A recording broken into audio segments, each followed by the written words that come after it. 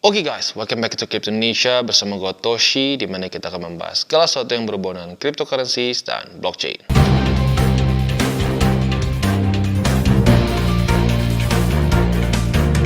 Oke, jadi pada hari ini guys, kita akan kembali ke on-chain analysis. Mungkin adalah on-chain update mengenai kondisi market yang sekarang lagi tidak menentu ya. Seperti yang kita tahu dalam ini kapan ya? Di awal-awal Mei, Bitcoin itu drop sampai ke bawah dari 60.000 ya. Bahkan nyaris kena support band di angka 56.500 ya. Nah, itu tentunya membuat orang banyak yang panik. Dan tentunya ya penasaran nih, orang-orang pada penasaran apakah para bandar adalah penyebab dari drop Bitcoin dan rally-nya lagi ya. Nah, terus selain dari itu TA-nya juga menunjukkan masih terbentuk kemungkinan lower high. Jadi lagi-lagi dengan kita melihat secara on-chain, analisa kita akan semakin lebih lengkap ya. Nah, tetapi sebelum kita mulai seperti biasa gue akan disclaimer dulu bahwa semua konten di TCI bukanlah financial advice. Ini semua bentuknya adalah edukasi. Dan selain dari itu juga gua akan coba jelaskan apa itu on-chain bagi lo yang mungkin masih belum mengerti. Karena on-chain ini lagi-lagi adalah suatu segmen yang bukan rutin ya. Jadi kadang-kadang aja kita adakan. Oke, jadi kita bisa lihat di sini ya untuk on-chain analysis sendiri adalah suatu analisa yang khas dan spesifik untuk dunia cryptocurrency karena mereka menganalisa data blockchain. Maka dari itu dikasih nickname on-chain analysis gitu ya. Nah, kenapa data dari blockchain ini menarik untuk dianalisa? Karena sifatnya itu yang immutable, tidak bisa diganggu-gugat. Ya, transaksi pertama di Bitcoin Network adalah transaksi dari Satoshi Nakamoto ke Halvini ya, pengiriman Bitcoin. Itu tidak bisa diganti-ganti, tidak bisa dikoreksi. Berbeda dengan sistem ledger lain yang contohnya perbankan di mana mereka bisa melakukan koreksi. Nah, kalau blockchain tidak bisa. Jadi sekalinya kita salah kirim atau apapun juga, ya itu udah final, tidak bisa diganggu gugat gitu ya. Nah, maka dari itu karena datanya sifatnya immutable, kita bisa melihat pergerakan para bandar, miners dan retailers ya. Nah, tetapi jangan sampai salah paham dulu. Orang paling udah kebiasaan di Indo kalau nggak dengar kata-kata bandar, wah kalau gitu berarti kita nggak perlu TA, nggak perlu fundamental, on-chain aja karena ini adalah data bandar. Benar data bandar, tetapi lucunya dengan kita melihat on-chain ini justru kita melihat fakta yang seringkali kita nggak tahu gitu bahwa para bandar pun seringkali salah ya. Mereka salah akumulasi, salah TP dan seterusnya. Itu semua bisa terlihat dari data-data on-chain gitu. Ya, jadi sekali lagi ini atau on-chain analysis bukanlah suatu pengganti TA maupun fundamental. Ini adalah suplemen tambahan lagi supaya kita semakin akurat dalam melihat market mau kemana ya. Oke. Jadi yang pertama kita akan lakukan adalah analisa Bitcoin Exchange Net Flow. Kenapa net flow? Karena net flow adalah selisih dari yaitu inflow kurangi outflow. Jadi kita nggak perlu melihat datanya satu persatu. Kalau lu cuma lihat outflow doang atau inflow doang, itu data yang kurang lengkap gitu ya. Nah, untuk cara bacanya simple ya. Di sini akan ada dua bar hijau dan merah. Biasanya hijau bullish, di sini kebalik ya. Hijau malah bearish karena hijau ini menunjukkan inflow. Inflow menunjukkan apa? Menunjukkan ada BTC yang dikirim dari wallet ke salah satu exchanger di sini ya. Nah, saat terjadi inflow, pertanyaan gua satu, kalau misalkan nih lu megang di wallet ya, bisa di OneKey, bisa di Tangent, bisa di Ledger, bisa di Trezor ya. Lu kirim ke exchanger yang di sini. Kira-kira mau ngapain ya? Bisa aja bang, oh, staking, bener bisa ya. Earning bisa. Tapi kebanyakan mau ngapain? Kemungkinan besar akan terjadi penjualan ya, possible selling. Maka dari itu inflow bad news, sementara outflow good news. Karena logikanya tinggal dibalik ya. Saat kita misalkan beli BTC nih, kita ambil contoh waktu BTC itu ketemu bottom nih di sekitar ya 15-an lah, 15 17 waktu Bitcoin lagi rendah. Apa yang terjadi? Outflow besar-besaran. Di sini ada outflow sebesar 15.000 Bitcoin, ini 17.000 dan seterusnya. Ya, jadi biasanya outflow ini akan berkorelasi dengan aset tersebut ya, atau Bitcoin contohnya pada hal ini akan terjadi rally gitu. Pasti nggak ada yang pasti, tetapi itu korelasinya seperti itu ya. Nah, sekarang kita akan lihat data terbaru ya. Data terbaru di sini kita tuh terakhir bahas kan di sini nih ya. Nah, sekarang kita bahas setelah Bitcoin drop. Jadi dari 66.000 lanjut membuat lower low sampai ke terendahnya 58.000 ya. Datanya kita bisa lihat lebih banyak terjadi apa? Inflow begitu ya, lebih banyak terjadi inflow, bahkan di tanggal 30 April di mana BTC itu menyentuh 60 ribuan, ini para bandar dan retailers melakukan inflow yang cukup besar, sebesar kalau dibulatkan mungkin 9.000 lah, 9.000 BTC.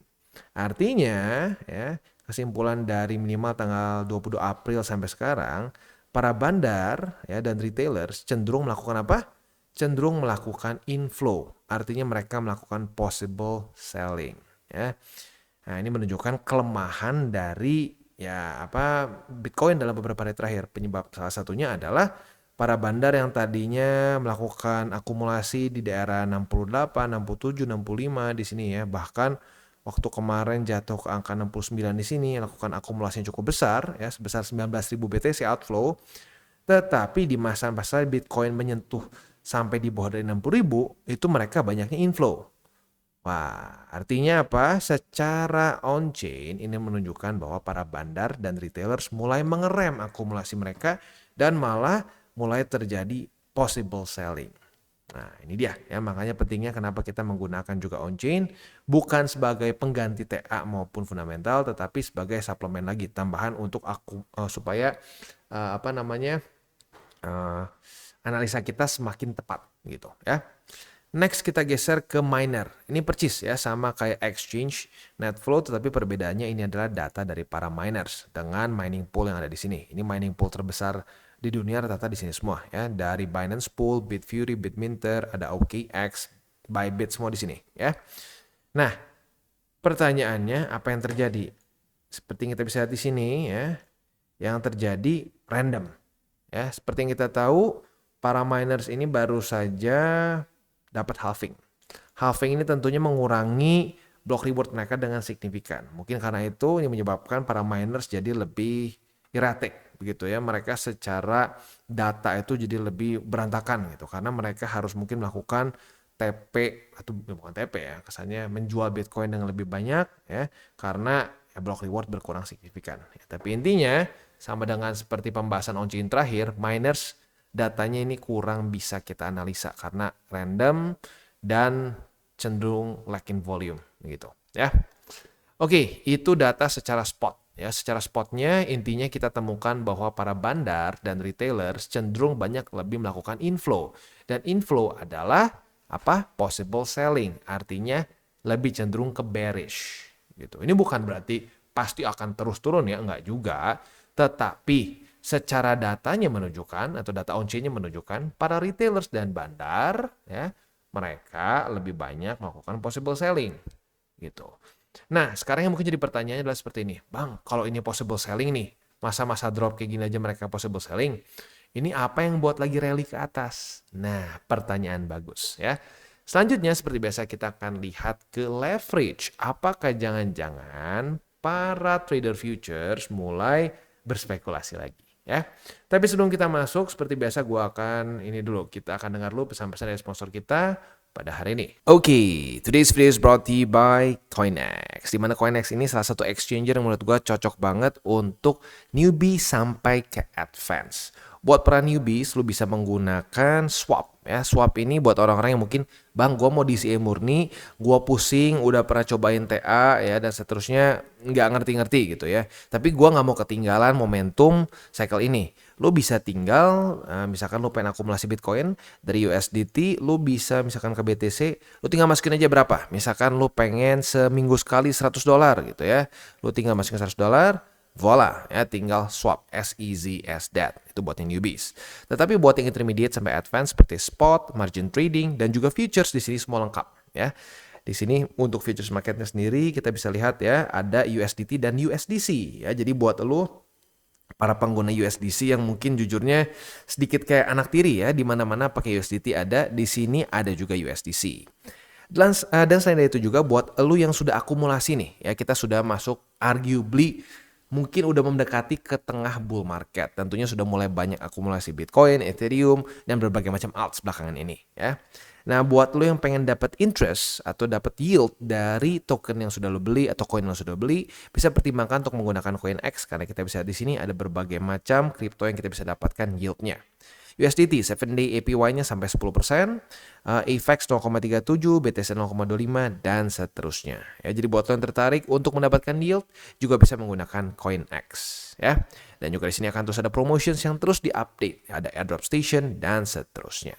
Jadi buat lo yang belum punya akun di CoinX, boleh pertimbangkan untuk menggunakan link referral kita di bawah. Dan sekarang kita masuk ke Bitcoin Estimated Leverage Ratio. Ini apaan bang? Simpelnya ini adalah leverage ya.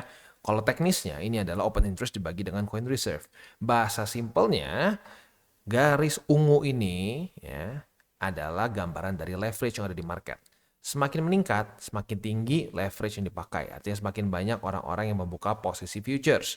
Bisa short, bisa long. Intinya posisi futures, leverage position ya. Nah, di sini ya kita akan langsung lihat aja ke kondisi sekarang.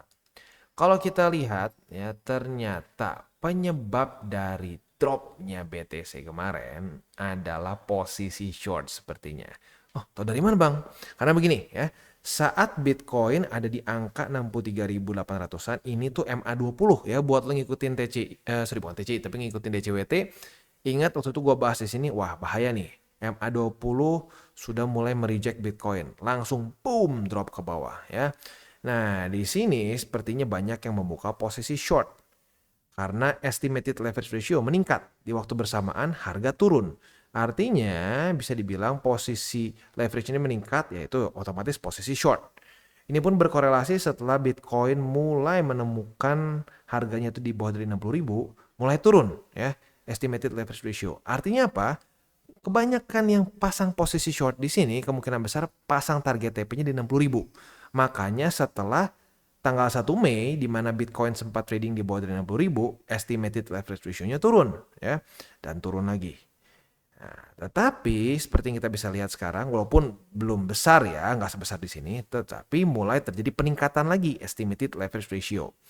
Pertanyaannya apakah ini yang membuat Bitcoin mulai naik ke atas? Karena secara posisi spotnya ya bisa lihat sendiri. Seperti tidak terjadi apa-apa. Ada sih outflow tapi nggak signifikan. Hanya 1000 something dan 400-an. Apalagi para miners. Para miners di sini ya mungkin ada sih satu di sini ya. 2000-an. Tapi lagi-lagi secara garis besarnya mereka random.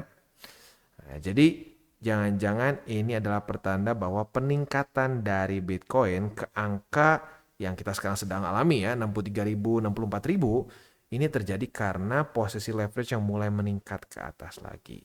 Ya.